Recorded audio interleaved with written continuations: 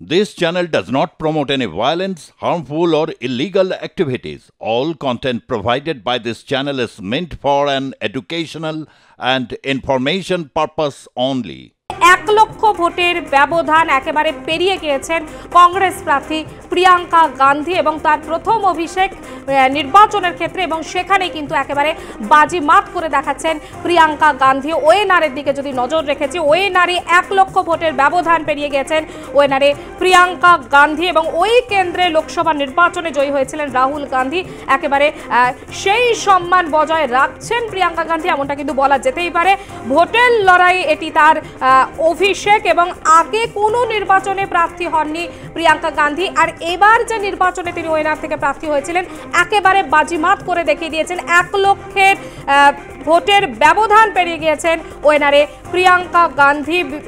বিজেপির নব্বা হরিদাসকে পেছনে ফেলে এগিয়ে যাচ্ছেন ক্রমাগত প্রিয়াঙ্কা গান্ধী। ওএনআর থেকে লক্ষাধিক ভোটে এগিয়ে রয়েছেন প্রিয়াঙ্কা গান্ধী। 1 লক্ষের বেশি ভোটের ব্যবধানে এগিয়ে রয়েছেন প্রিয়াঙ্কা গান্ধী। এবং যে প্রশ্নটা ছিল, যে জল্পনা ছিল যে রাহুল গান্ধীর যেখানে গড়, সেই রাহুল গান্ধীর ওএনআরে যিনি রাহুল গান্ধী জয়ী হয়েছিলেন লোকসভা নির্বাচনে, এবং সেখানে প্রিয়াঙ্কা গান্ধীকে প্রার্থী করার পর প্রিয়াঙ্কা গান্ধী কি সেই ওএনআর কেন্দ্র ছিনিয়ে নিতে পারেন কিনা সেদিকে নজর ছিল। সেখানে একেবারে প্রথমেই নির্বাচনে অংশগ্রহণ করে একেবারে বাজিমাত করে দেখিয়ে দিচ্ছেন প্রিয়াঙ্কা গান্ধী।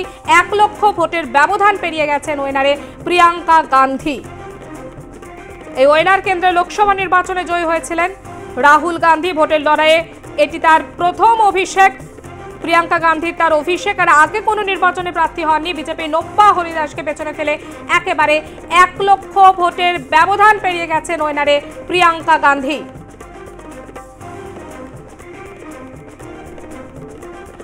ওএনআর থেকে লক্ষাধিক ভোটে এগিয়ে প্রিয়াঙ্কা গান্ধী। 1 লক্ষের বেশি ভোটের ব্যবধানে এগিয়ে রয়েছেন প্রিয়াঙ্কা গান্ধী। আমাদের সঙ্গে টেলিফোন লাইনে রয়েছেন আমাদের group editor in chief Ritabrata Bhattacharya. ঋতদা, যেটা জানতে চাইবো যে এই যে প্রথমে নির্বাচনে অংশগ্রহণ করেছেন প্রিয়াঙ্কা গান্ধী এবং প্রথম নির্বাচনেই বাজিমাত। দেখো পারমিতা, প্রথমত বলে রাখি এই কেন্দ্রটা কিন্তু কংগ্রেসের দুর্গ হিসেবে চিহ্নিত।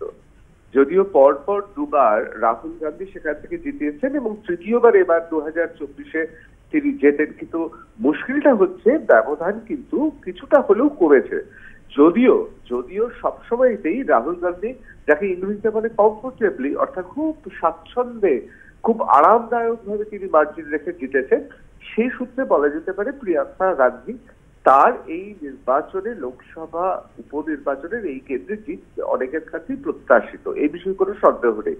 কিন্তু যেটা কংগ্রেসের কাছে এবং জাতীয় রাজনীতির কাছে খুব তাৎপর্যপূর্ণ, সেটা হচ্ছে কংগ্রেসের জেনারেল সেক্রেটারি, অন্যতম জেনারেল সেক্রেটারি হিসেবে রাজনীতিতে আগেই অভিষেক ঘটেছে প্রিয়াঙ্কা গান্ধী।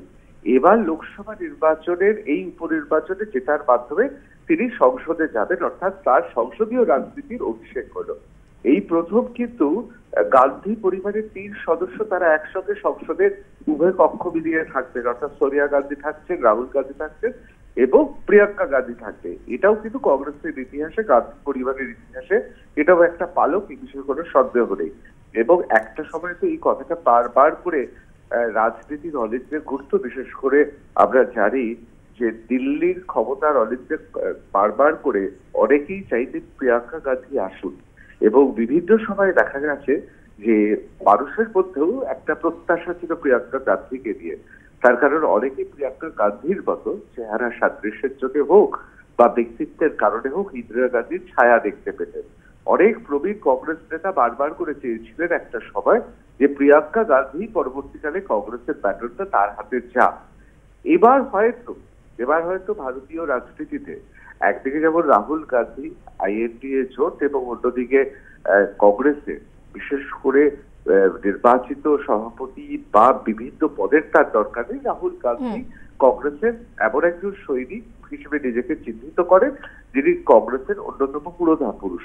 এবার তার সঙ্গে প্রিয়াঙ্কা গান্ধী যোগ হলেন।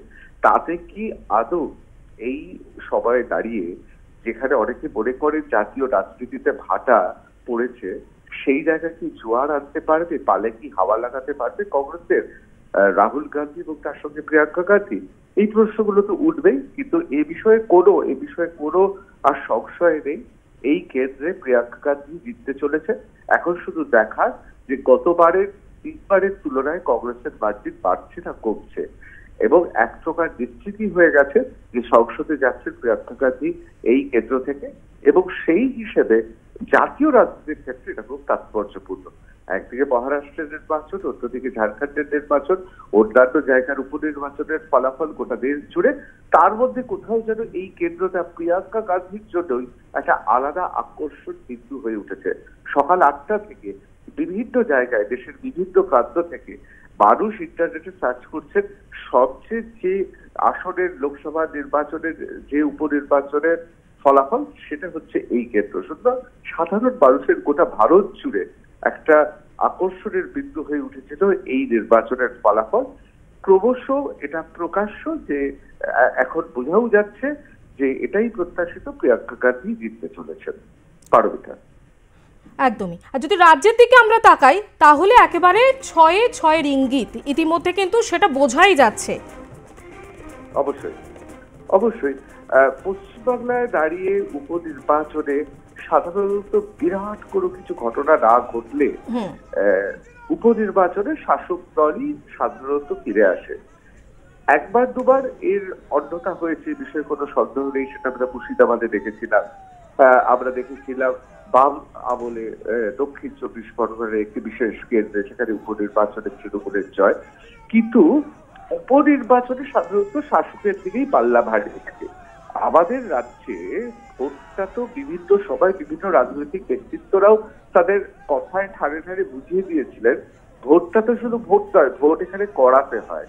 এই ভোট করানোটা মানে ভোটারদেরকে গিয়ে একেবারে ব্যালট বক্স বা ইভিএম এর বোতাম টেপা অব্দি তাদের যে দিয়ে যাওয়া, সেটা এখানে শাসক দল ছাড়া আর কেউ করাতে পারে না। এতে শাসক দলকে শুধু কটাক্ষ করে বলা হচ্ছে যে তা নয়, আমাদের এখানে বিরোধীরা এখনো সেই জায়গায় সেই সামালকত্ব এখনো আসেনি।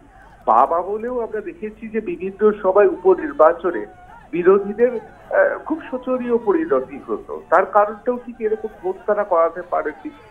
যে সময় মানুষের মধ্য থেকে খুব সঞ্চারিত হলো, যে সময় তৃণমূল কংগ্রেস এবং বাম বিরোধী হাওয়া গোটা রাজ্য জুড়ে বইছে, সেই সময় একমাত্র ভোট করাতে পেরেছে।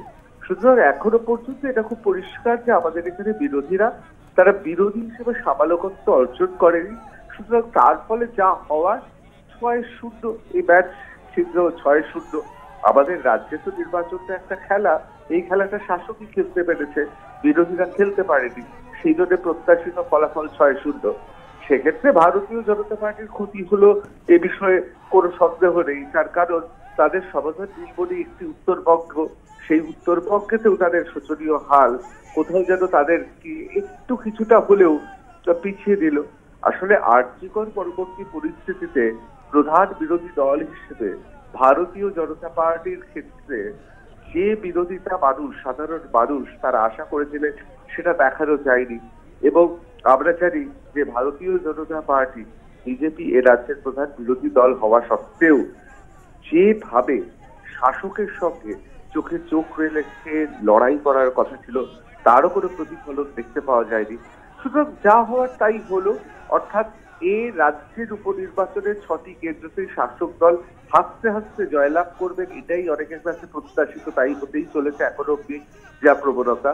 এবং সেক্ষেত্রে শাসকদের তো দোষ দিলে হবে না, এখানে বোধহয় কোথাও যেন বিরোধীদের সাধারণ তৃণমূলের বিরুদ্ধে মানুষের যে ক্ষোভ, সেই ক্ষোভকে একত্রিত না করতে পারার রাজনৈতিক অক্ষমতাই প্রকাশ পেয়েছে।